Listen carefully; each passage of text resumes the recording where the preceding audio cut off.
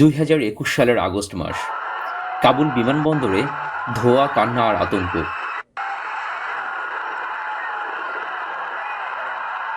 বিমানের চাকার নিচে ঝুলে থাকা মানুষগুলো যেন বলে দিচ্ছিল, এই দেশটা থেকে লুটে নেওয়ার আর কিছু বাকি নেই। বিশ্ব নিশ্চিত ছিল, আন্তর্জাতিক নিষেধাজ্ঞা, ফ্রিজ হয়ে যাওয়া রিজার্ভ, খরা আর যুদ্ধের ধ্বংসস্তূপে আফগানিস্তান হয়ে উঠবে ইতিহাসের আরও একটি ব্যর্থ রাষ্ট্র।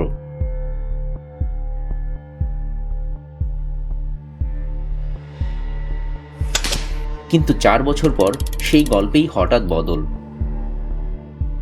আজ বলা হচ্ছে, আফগান মুদ্রা নাকি বিশ্বের সবচেয়ে স্থিতিশীল মুদ্রাগুলোর একটি। মরুভূমিতে নাকি বয়ে চলেছে নীলাভ পানি। প্রশ্ন একটাই, এটা কি বাস্তব নাকি চোখ ধাঁধানো একটা বিভ্রম?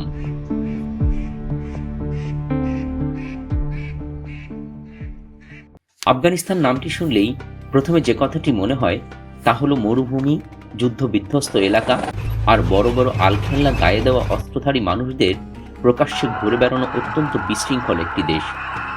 এমনটা মনে হওয়ার কারণ হলো, ছোটবেলা থেকে আমরা এমন সব সংবাদ দেখে এসেছি আর গল্প শুনেছি। তবে এই ধারণাটা আস্তে আস্তে পরিবর্তন হচ্ছে। বিভিন্ন ফুড ব্লগার, ট্রাভেল ব্লগার, বিভিন্ন ফ্রিল্যান্সার সাংবাদিক ও অন্যান্য সোশ্যাল মিডিয়ার মাধ্যমে আজ আমরা জানতে পারছি যে আফগানিস্তান কোনো বিশৃঙ্খল আর অসভ্য দেশ নয়। প্রাকৃতিক সৌন্দর্যে ভরপুর এই দেশটিতে রয়েছে প্রচুর পরিমাণে খনিজ সম্পদ, পাহাড়ি ঝর্ণা, সুদৃশ্য উপত্যকা আর বরফে ঢাকা পর্বতমালা। বছরের পর বছর আফগানিস্তানের সবচেয়ে বড় যে শত্রুটি ছিল তা কোনো যুদ্ধ নয়, বরং দুর্নীতি। বিদেশি সহায়তার টাকা পৌঁছাতো না জনগণের কাছে। সীমান্ত, কাস্টমস আর ট্যাক্স সব জায়গাতেই ছিল লুটপাটের ছিদ্র। কিন্তু ক্ষমতার পালাবদলের পর হঠাৎ করেই ঘোষণা এলো, দুর্নীতির বিরুদ্ধে জিরো টলারেন্স। আজ কাস্টমস থেকে আদায় হওয়া প্রতিটি ডলার সরাসরি যাচ্ছে রাষ্ট্রীয় কোষাগারে। অবিশ্বাস্য হলেও সত্য, কোনো আন্তর্জাতিক ঋণ ছাড়াই আফগানিস্তান আজ তাদের বাৎসরিক বাজেট মেটাচ্ছে। যখন প্রতিবেশী দেশগুলো ডলার সংকটে হাঁসফাঁস করছে, তখন আফগান মুদ্রা দিন দিন শক্ত হচ্ছে।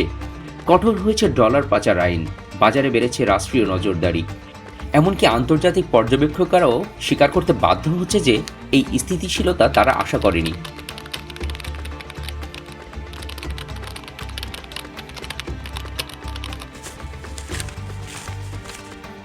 এবারে আসা যাক সেই প্রকল্পে, যাকে কেউ বলেছে মিরাকল, কেউ বলেছে টাইম বোমা। আমু দরিয়া নদী থেকে 285 কিলোমিটার দীর্ঘ কুশটেপা খাল। লক্ষ্য একটাই, মরুভূমিকে বদলে ফেলে ফসলের মাঠে পরিণত করা। সবচেয়ে চমকপ্রদ বিষয়, তাদের কাছে না আছে বিদেশি অর্থ সাহায্য, না আছে বিদেশি ইঞ্জিনিয়ার। যদিও এই পানির ধারা ভূ রাজনীতিতে একটা নতুন টানাপোড়েন তৈরি করেছে। উজবেকিস্তান ও তুর্কমেনিস্তানের সাথে আজ তাদের উষ্ণ সম্পর্ক বিরাজমান। তবে আফগানিস্তানের আসল শক্তি চোখে দেখা যায় না, এটি লুকিয়ে আছে মাটির নিচে। তামা, লোহা আর সবচেয়ে গুরুত্বপূর্ণ লিথিয়াম। বৈদ্যুতিক গাড়ির যুগে এই ধাতু মানেই ক্ষমতা। তাই চীন ইতিমধ্যেই এগিয়ে এসেছে অতীতের সিল্ক রোডের নতুন রূপ ওয়াখন করিডোর নিয়ে। আফগানিস্তান কি তবে আর কোনো ল্যান্ডলক দেশ নয়, বরং এটি কি তবে মধ্য এশিয়ার নতুন কোনো গেটওয়ে? কিন্তু গল্পের আরেক দিকও আছে। অবকাঠামো বাড়ছে, কিন্তু মানুষের জীবন, নারী শিক্ষা, কর্মসংস্থা, ব্যাংকিং ব্যবস্থা আজও সীমাবদ্ধ। প্রশ্ন থেকেই যায়, এই উন্নয়ন কি সাধারণ মানুষের জীবন বদলাবে, নাকি শুধু পরিসংখ্যানেই আটকে থাকবে? আফগানিস্তান আজ এক মোড়ে দাঁড়িয়ে, যার এক পথে স্বনির্ভরতা ও অবকাঠামো, আর আরেক পথে বিচ্ছিন্নতা ও মানবিক প্রশ্ন। ইতিহাস কি আবার নিজেকে বদলাবে? আপনার কি মনে হয়?